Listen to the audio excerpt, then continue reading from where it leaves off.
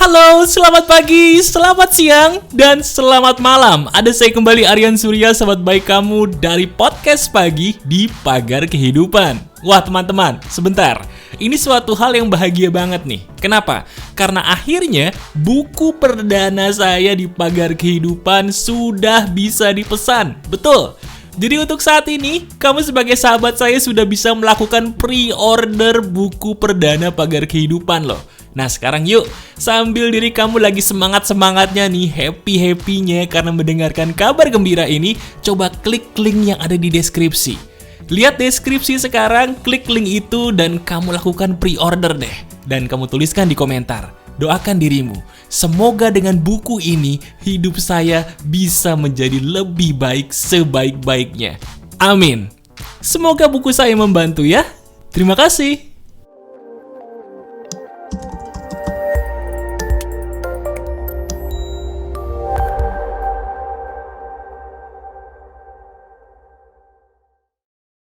Halo teman-teman, ada saya kembali Aryan Surya, sahabat baik kamu dari Pagar Kehidupan. Coba deh, sekarang kita renungkan bareng-bareng yuk. Pernah nggak sih belakangan ini kita merasa bingung? Merasa bingungnya kenapa? Ada sebuah hal yang namanya kita meragukan diri sendiri loh. Yaitu pada suatu saat kita sudah menjadi orang baik ya, kita berusaha jadi orang positif, tapi kok kenapa perbuatan baik saya itu belum bunyi gitu loh. Belum bunyi artinya gak ada efek langsungnya kepada saya, Mas. Saya sudah menjadi orang baik, sudah bersedekah, sudah berdoa, tapi kenapa keajaiban itu tidak begitu bunyi dalam hidup saya?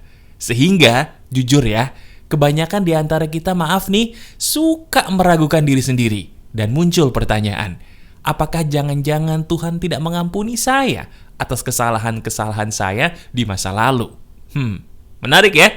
Ya udah, sekarang daripada kamu berburuk sangka terlalu jauh seperti biasa nih, saya punya penjelasan yang sangat logis dan insya Allah, seizin Tuhan bisa menolong kamu saat ini. Yuk, kita bahas. Sekarang langsung aja deh. Ya, langsung aja saya ingin bertanya kepada kamu dan saya mohon dijawab dalam hati secara jujur ya. Gini pertanyaan saya. Apakah selama ini diri kamu ingin banget keluar dari masalah dan menerima keajaiban? Jawab dulu. Pengen ya? Yang kedua, nah ini pertanyaan pamungkasnya nih. Apakah selama ini diri kamu sudah banyak bersedekah?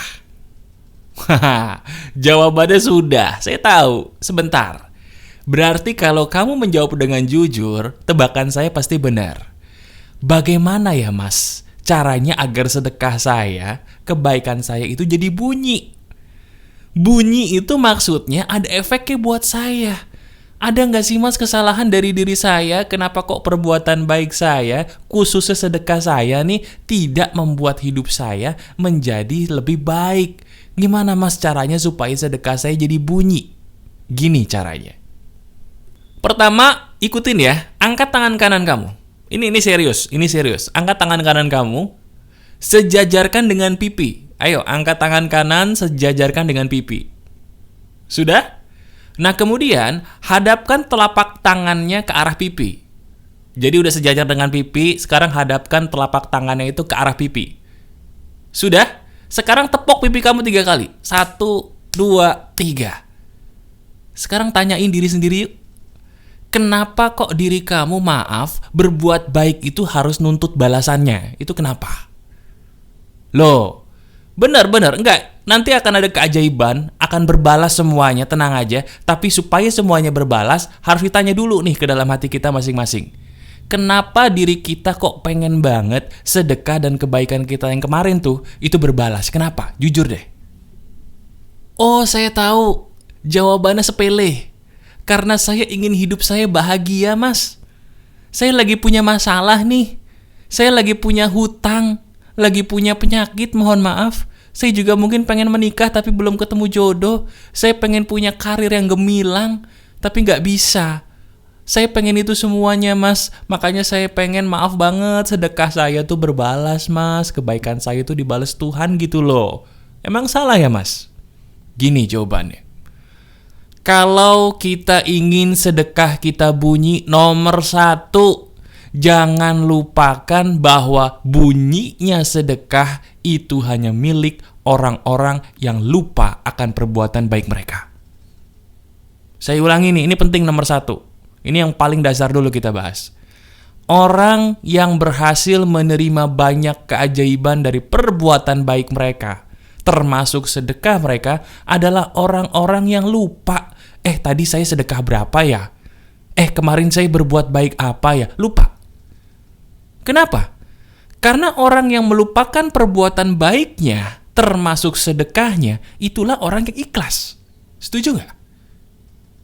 Iya kan? Orang yang ikhlas itu apa sih? Orang yang ikhlas itu adalah orang yang melupakan semua amal baiknya. Dia lupa. Jadi teknik nomor 1, ketika kita bersedekah, lupakan. Ketika kita berbuat baik, lupakan. Lupakan selupa-lupanya. Itulah ikhlas. Nah, cuma sebentar. Kalau cuma nomor 1 aja, itu kurang spesial. Justru nomor 2 ini yang akan saya perdalam di video ini. Apa, Mas? Sedekah kita, perbuatan baik kita jadi kurang bunyi. Itu sebenarnya karena hal yang sepele. Apa, Mas? Karena diri kita lupa melakukan sebuah formula kehidupan yang namanya renung tengak-tengok. Loh, sebentar, Mas. Wah, ini baru nih. Mas. Belum pernah ada di video manapun nih. Iya, ini baru. Coba, dengerin baik-baik. Ketika kita sudah menjadi orang yang baik, ketika kita sudah bersedekah dan sudah melupakannya, alhamdulillah, bagus. Tapi ketika belum bunyi juga nih semua sedekah kita, masalah kita masih sama, problema hidup kita masih banyak, coba deh. Sudahkah dirimu melakukan formula yang tadi saya katakan? Yaitu renung tengak-tengok. Gimana, Mas, caranya? Caranya tuh gini. Ini masuk akal sekali, tolong disimak. Kalau kita ingin menyeberang jalan, bagaimana caranya supaya tidak ditabrak? Loh, ini sama. Gimana caranya? Betul, kita tengok kanan, tengok kiri. Semua harus ditengokin, ketika sepi baru kita maju. Betul nggak? Sama seperti hidup. Ketika diri kita udah jadi orang baik dan sudah bersedekah, niatnya pengen keluar dari masalah. Sudahkah kita melihat kiri dan kanan sambil kita merenungi? Selama ini, saya ini kan sudah jadi orang baik. Selama ini, saya ini sudah banyak bersedekah. Tapi pertanyaannya, apakah selama ini saya sudah melakukan sesuatu untuk hidup saya sendiri belum? Saya ulangi. Apakah diri saya selama ini sudah melakukan sesuatu hal yang besar belum untuk diri saya sendiri? Nah, bingung ya? Nih, saya jelasin. Renung tengak-tengok itu pada dasarnya adalah kita merenung dulu, teman-teman. Ayo kita renung bareng-bareng yuk. Coba renungin diri kita deh. Selama ini kita sudah berbuat baik dan bersedekah, masalah hidup kita masih banyak. Pikirin dan renungkan. Nomor 1, renungkan. Kolam emas kita udah berapa yang kita buat? Loh enggak, ini saya nanya serius nih. Ini belum pernah ada di video manapun nih, baru video ini. Renungkan nomor 1. Kolam emas saya saat ini udah berapa banyak? Waduh, Mas, kolam emas itu apa, Mas? Kolam emas itu pada dasarnya adalah gini. Logika sederhananya, kalau kita pengen punya ikan harus punya kolam ikan. Iya kan? Kalau kita pengen punya rejeki yang namanya uang, bikin dulu kolam uang. Kolam uang itu adalah apa? Sesuatu hal yang bisa menghasilkan uang. Misal, saya kemarin pengen punya buku. Saya berdoa nih sama Tuhan, ya Allah, saya pengen dong diberikan kelancaran rezeki lagi yang lebih lancar. Udah berdoa nih, udah bersedekah, bagus. Tapi kalau bukunya nggak saya selesaiin, ya sama juga bohong. Paham ya? Bukunya sambil diselesaiin dulu dong. Baru kita bersedekah juga. Baru kita berdoa juga. Nah, sekarang coba lihat dirimu. Saat ini renungkan, ada nggak pekerjaan yang harus kamu selesaikan? Kalau saat ini pengen punya jodoh, udah berdoa, udah bersedekah, bagus. Tapi pekerjaan utamanya udah belum? Apa itu, Mas? Coba lihat jodoh yang kamu minta seperti apa. Nah, tanyain diri sendiri, saya udah pantas belum ya untuk cowok seperti itu? Saya udah pantas belum ya untuk cewek seperti itu? Pantasin diri dulu. Yang kedua, Mas, saya pengen hutang saya lunas, Mas. Oke, berarti itu apa? Uang. Sekarang tanyakan diri kamu. Kolam uang apa yang udah kamu buat? Udah buka bisnis, bagus. Udah kelar belum urusan bisnisnya? Udah beneran dijalanin atau baru wacana? Kalau udah dijalanin udah sampai mana? Selesaiin dulu. Ciptakan sebuah kolam uang yang intinya dari situ kamu bisa punya penghasilan. Dan buat kolam ikan itu sampai selesai. Kebanyakan orang tuh gini teman-teman. Mas, saya pengen jadi orang kaya. Oke, bagus. Tapi begitu dia ngelakuin sesuatu, belum selesai dia udah pindah lagi. Saya pengen buat buku, Mas. Bagus. Buku belum selesai, udah punya cita-cita baru. Wah, saya pengen jadi YouTuber aja, Mas. Oke, bagus. Terus bukunya gimana? Itu ntar aja lah, Mas. Oke. Akhirnya jadi YouTuber. Subscribernya belum banyak. Mas, kayaknya saya pengen jadi juru masak aja deh, Mas. Ya udah, pindah lagi. Terus buku sama channel YouTube-nya gimana? Antar aja, Mas, gampang. Begitu jadi juru masak, nggak ada pelanggannya, nggak ada orang yang suka karena baru buka, dia pindah lagi tuh. Mas, kayaknya saya mau ngelamar kerja di kantor aja deh. Sekarang pakai logika sederhana yuk. Bisa nggak orang kayak gitu sukses? Nggak bisa. Kenapa? Karena dia kolam emasnya belum selesai, udah buat lagi. Nah, bagaimana dengan kamu sebagai sahabat saya? Lihat kolam emas kamu. Selesaikan dulu tuh kolam emas. Renungi, kenapa kolam emas itu selama ini belum selesai? Kenapa kolam emas itu bahkan belum berani dijalanin tuh kenapa? Banyak cita-cita besar pengen jadi orang kaya, bagus. Tapi kenapa tuh kolam emas nggak berani dibuat? Buat dulu, selesaikan. Baru doa, baru sedekah. Ingat loh, usaha itu harus langit dan bumi. Gak bisa kita pengennya banyak, cuman doa dan sedekah tapi cuman tidur-tiduran di kamar. Males. Maaf ya, cuman dorong-dorongin kutu di kasur. Ngapain? Masuk akal nggak di sini? Masuk akal. Jadi renungan yang pertama, coba lihat dirimu.